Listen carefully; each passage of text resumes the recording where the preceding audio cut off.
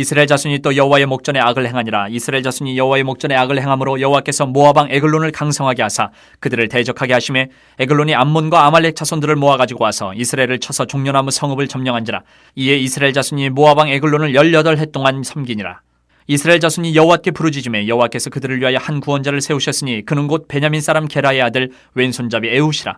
이스라엘 자손이 그를 통하여 모압 왕 에글론에게 공물을 바칠 때에 에훗이 길이가 한 규빗 되는 좌우에 날선 칼을 만들어 그의 오른쪽 허벅지 옷 속에 차고 공물을 모압 왕 에글론에게 바쳤는데 에글론은 매우 비둔한 자였더라. 에훗이 공물 바치기를 마친 후에 공물을 메고 온 자들을 보내고 자기는 길갈 근처 돌 뜨는 곳에서부터 돌아와서 이르되 왕이여 내가 은밀한 일을 왕에게 아뢰려 하나이다 하니 왕이 명령하여 조용히 하라 하며 모셔 선자들이 다 물러간지라. 에훗이 그에게로 들어가니 왕은 서늘한 다락방에 홀로 앉아 있는 중이라. 에훗이 이르되 내가 하나님의 명령을 받들어 왕에게 아뢰릴 일이 있나이다 하며 왕이 그의 좌석에서 일어나니 에훗이 왼손을 뻗쳐 그의 오른쪽 허벅지 위에서 칼을 빼어 왕의 몸을 찌르매 칼자루도 나를 따라 들어가서 그 끝이 등 뒤까지 나갔고 그가 칼을 그의 몸에서 빼내지 아니하였으므로 기름이 칼날에 엉켰더라. 에훗이 현관에 나와서 다락문들을 뒤에서 닫아 잠굽니라. 에훗이 나간 후에 왕의 신하들이 들어와서 다락문들이 잠겼음을 보고 이르되 왕이 분명히 서늘한 방에서 그의 발을 가리우신다 하고 그들이 오래 기다려도 왕이 다락문들을 열지 아니하는지라. 열쇠를 가지고 열어본즉 그들의 군주가 이미 땅에 엎드려져 죽었더라. 그들이 기다리는 동안에 에훗이 피하여 돌 뜨는 곳을 지나 스이라로 도망하니라. 그가 이르러 에브라임 산지에서 나팔을 불매 이스라엘 자손이 산지에서 그를 따라 내려오니 에훗이 앞서가며 그들에게 이르되 나를 따르라. 여호와께서 너희의 원수들인 모압을 너희의 손에 넘겨주셨느니라 하매 무리가 에훗을 따라 내려가 모압 맞은평 요단강 나루를 장악하여 한 사람도 건너지 못하게 하였고 그때 모압 사람 양 10,000명을 죽였으니 모두 장사요 모두 용사라 한 사람도 도망하지 못하였더라. 그날에 모압이 이스라엘 수하에 굴복하며 그 땅이 80년 동안 평안하였더라. 에훗 후에는 아낙의 아들 삼갈이 있어 소모는 막대기로 블레셋 사람 600명을 죽였고 그도 이스라엘을 구원하였더라. 에훗과 삼갈 사사의 기록입니다. 첫 사사인 온니엘이 이제 하늘로 돌아갔습니다. 우리 어저께는 새벽 예배를 안 드렸으니까 어제 본문에서 이 온니엘 첫 사사가 죽자 하나님을 또 사정없이 떠났어요. 이스라엘 백성이 사사가 죽으니까 하나님을 떠난 이스라엘 백성들에게 이제 새로운 사사가 필요했습니다. 그런데 오늘 등장하는 이 두 사사의 모습을 몇 면을 살펴보면 우리 인간의 시각에서 보면 좀 부족해요. 그런데도 불구하고 부족해 보일지 모르지만 하나님께 쓰임 받아서 누구보다도 큰 능력을 발휘한 지도자가 이 에훗과 오늘 등장하는 삼갈이라는 사사입니다. 먼저 그 상황을 보면 12절부터 14절을 보면 이스라엘이 다시 악을 행하고 있습니다. 그래서 12절에 여호와의 목전에 악을 행했다라는 말이 연속해서 2번이 나와요. 연속해서. 이스라엘의 반복되는 이 악행을 강조하고 있는 거예요. 여호와의 목전에 악을 행했다. 그래서 하나님은 모압 왕 에글론이라는 자를 통해서 이 악행하는 이스라엘을 또 징계하십니다. 에글론은 암몬, 아말렉들과 협력을 해서 이스라엘의 상징적인 도시인 요단을 건너와서 상징적인 도시인 여리고 성을 점령을 해버려요. 그렇게 점령당한 이스라엘은 오늘 보면 18해를 긴 시간이죠. 짧은 기간이 아닌데 에글론을 섬겨야 되는 또 안타까운 일이 노예생활, 식민지 생활을 해야 되는 일이 벌어지게 됩니다. 이 고난 속에서 이제 또 정신을 차린 이스라엘 백성이 하나님께 부르짖기 시작을 합니다. 그러자 또 하나님은 구원자를 세워서 이스라엘을 또 회복시키세요. 그런데 좀 독특한 인물을 사사로 세우셨어요. 베냐민 지파의 왼손잡이 에훗이라는 사람을 사사로 세우셨습니다. 이 히브리 본문을 보니까 왼손잡이라는 이 표현이 어떻게 되냐면 오른손에 좀 제한이 있는 사람, 오른손을 잘 쓰지 못하는 사람 이런 의미를 가지고 있어요. 단순하게 왼손잡이가. 이 말은 오른손에 정상적이지 않고 뭔가 장애가 있고 문제가 있는 사람이라는 뜻이죠. 오른손. 이 당시 요즘에 우리나라는 많이 이런 것들이 희박해졌지만 부모님들이 왼손 잘 못 쓰게 했잖아요. 어렸을 때 주로 오른손 쓰라. 이 히브리 이스라엘 족속도 마찬가지. 왼손은 좀 저주받은 손 이런 관점이 있고 그래서 주로 오른손을 써야 되고 이런 통념이 있습니다. 그래서 왼손을 쓴다, 오른손을 쓰지 않고 왼손을 쓴다라는 것은 일반적인 사람의 모습이 아닌 거예요. 그래서 그런 사람이 지금 하나님께서 사사로 세우신 거예요. 뭔가 좀 문제가 있는 사람, 평범하지 않은 독특한 인물. 그가 오른쪽 허벅지에 칼을 숨기고 곡물을 드려야 되니까 곡물을 싣고 에글론 왕 앞으로 나갑니다. 그래서 에글론에게 곡물을 바치게 돼요. 이런 것들을 보면 뭐 이름도 없는 것 같아요. 사사다 이래갖고 뭐 의리의리하게 준비한 게 아니고 그냥 곡물 받아서 바치고 돌아오는 일꾼처럼 어떻게 보면 평범한 사람, 평범보다는 조금 그 이하의 모습을 가진 사람.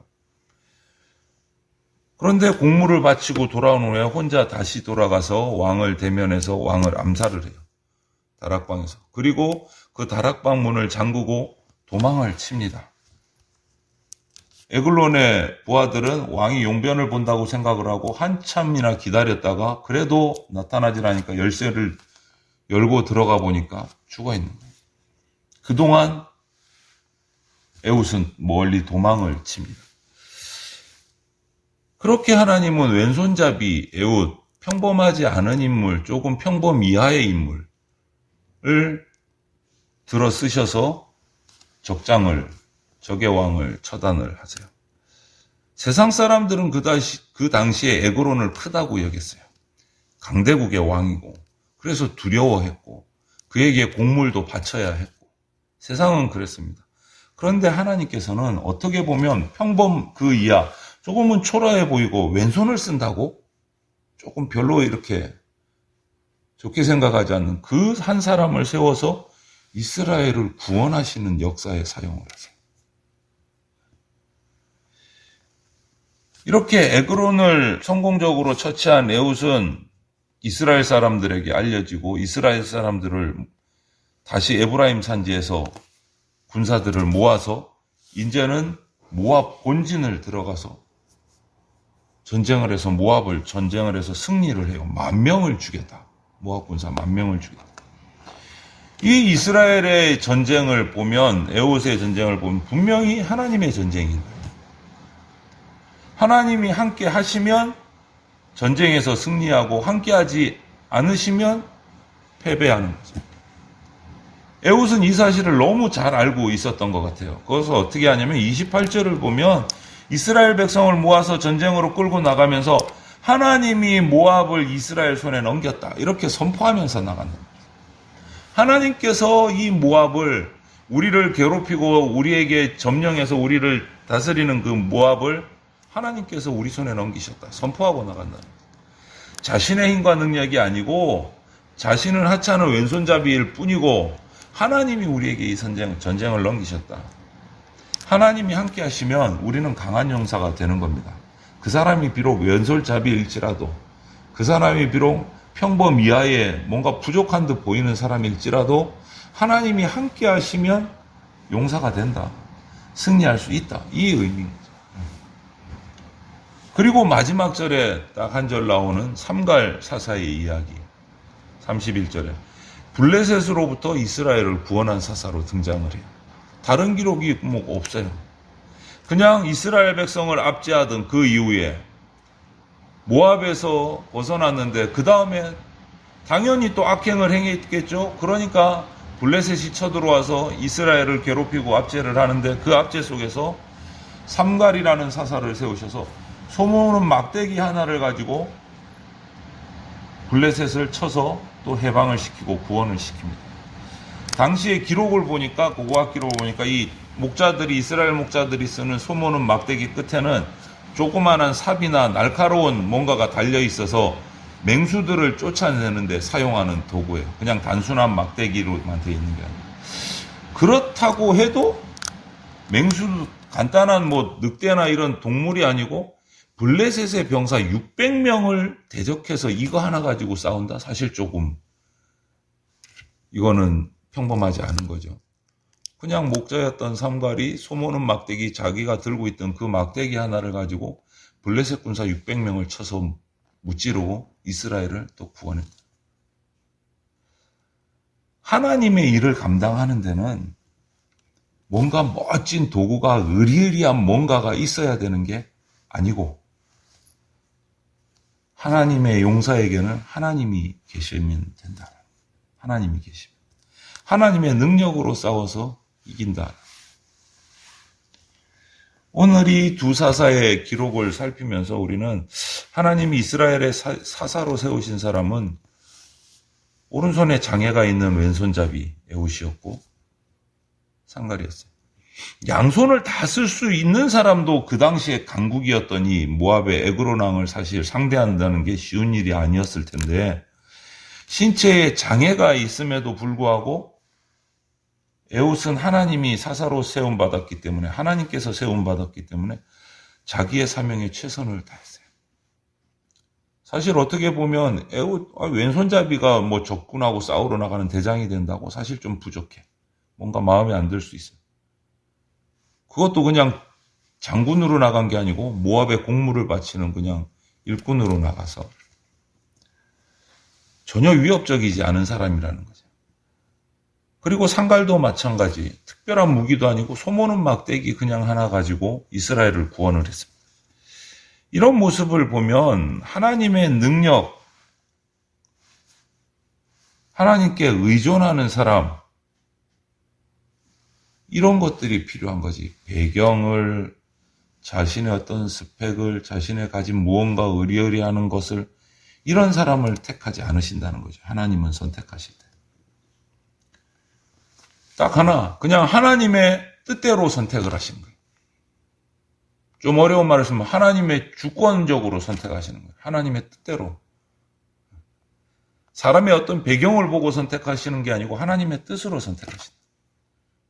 하나님이 선택하시면 인간의 눈으로 보기에는 좀 부족해 보이고 연약해 보일지라도 하나님이 선택하시면 누구나 그분의 멋진 도구로 쓰임을 받게 된다라는 거죠. 에웃의 비장함을 보세요. 그가 어디서 나옵니까? 내세울 게 하나도 없는 사람이야. 오른손에 장애가 있는 것 같아요. 왼손을 써요. 사람들이 보면 에이 별론데 이렇게 생각하는 모습으로 살아가고 저 사람이 우리 사사라고? 소모는 막대기 하나 짚고 있는 저 사람이? 그런데 그들이 어떻게 이렇게 민족을 구원합니까? 그거는 하나님이 주신 사명감을 품고 있는 사람. 하나님이 나를 쓰신다고 세우셨다. 그거 하나밖에 없어요. 특별한 능력이 있는 게 아니기 때문에. 하나님이 나를 세우셨다라는 것을 알고 하나님이 주신 사명을 따라서 충성을 다해서 민족을 구원한 거예요. 모압을 물리쳐서 왕을 암살하고 또 블레셋의 600명과 싸워서 물리쳐서 나라를 구원하고 이런 모습을 보면서 오늘 우리는 신앙생활에서 그냥 타성에 젖어서 그냥 살아가는 건 아닌지 이 상갈이나 에웃처럼 하나님이 나를 부르셨다, 하나님이 나를 택하셨다라는 그 감격을 가지고 제대로 신앙생활을 하고 있는지 스스로에게 물어봐야 할 것 같습니다. 이스라엘을 구원하는 사사로 쓰임받은 이 에웃과 상갈을 보면 너무너무 평범한 사람이에요. 평범하다기보다는 오히려 평범보다 그 밑에 있는 사람일 수도 있다는 모습이고. 그런데도 하나님은 그들을 쓰시고 그들은 그 사명을 충성되게 감당해서 나라를 구원하는 엄청난 일을 했다라는 것을 보야죠. 하나님이 함께 하셨기 때문에 가능하다. 그게 핵심이에요. 인간의 어떤 가진 능력은 아무것도 내세울 것 없는 인물들을 하나님은 세우시고 능력 부어주셔서 큰 일을 이루셨다. 하나님이 함께 계실 때 가능하다. 여러분, 우리가 하나님의 일을 하는데 자신의 어떤 능력과 무언가를 가지고 감당할 수 있는 일은 하나도 없습니다. 우리가 뭐를 얼마나 가지고 얼마나 큰 능력을 가져야 하나님의 일을 멋지게 감당할 수 있겠습니까? 그럴 수가 없는 거죠. 그럴 수가 없어요. 다만 하나님이 우리를 택하시고 붙드시고 함께 하시면 지금 나의 모습이 어떠하든지 지금 우리 교회의 형편이 어떠하든지 하나님의 뜻을 이루는 사명을 감당할 수 있게 된다. 하나님이 함께 계십니다. 하나님이 구원의 감격을 누릴 수 있게 해 주신다. 우리 교회와 성도들이 이런 하나님께 붙들림을 받았다는 것을 인식을 하고 하나님이 세우신 교회야 하나님이 나를 사명자로 부르셨어. 이것을 잊지 않고 담대하게 복음을 붙들고 나가서 하나님이 나에게 주신 사명, 또 우리 교회에게 주신 사명들을 선포하고 충성되게 감당해서 하나님이 함께 하실 때 주시는 그 완벽한 승리를, 상상할 수 없는 위대한 승리를 맛보는 주님의 용사들로 우리가 살아갈 수 있게 되기를 주님의 이름으로 축원을 드립니다.